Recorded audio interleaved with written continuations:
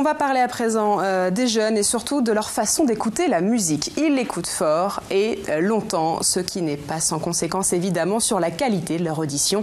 Des actions de sensibilisation sont donc proposées à ces adolescents. Exemple à l'école de musique des Herbiers où forcément là-bas, l'oreille est un instrument que l'on doit d'autant plus protéger. Paul Burgot.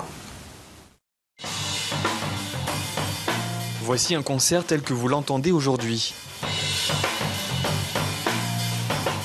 Et voilà la même chose telle que vous l'entendrez dans quelques années si vous ne prenez pas soin de vos oreilles.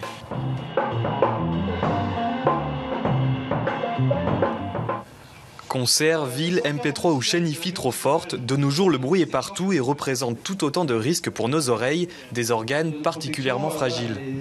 Dans une oreille, il y a plusieurs éléments, des éléments qui peuvent se réparer plus ou moins bien, mais il y a surtout des éléments qui peuvent se détruire de manière irréversible. Les cellules ciliées sont des organes qui ne se réparent pas. Pour limiter la casse, des gestes simples, régler le volume du MP3 ou de la radio à un niveau moyen, s'éloigner des enceintes et se protéger à l'aide de bouchons. Des conseils à mettre en place le plus tôt possible. Pour nos jeunes musiciens qui écoutent beaucoup au casque, en plus des musiques MP3, donc des musiques compressées, ça me semblait extrêmement important de les initier, de les informer aux risques qu'ils encouraient pour leur capital auditif. Je ne pensais pas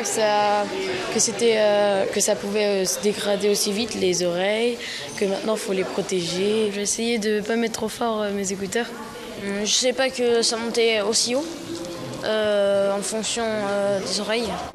Bourdonnement, sifflement ou perte subite d'audition, près d'un jeune sur deux a déjà connu ce type de problème.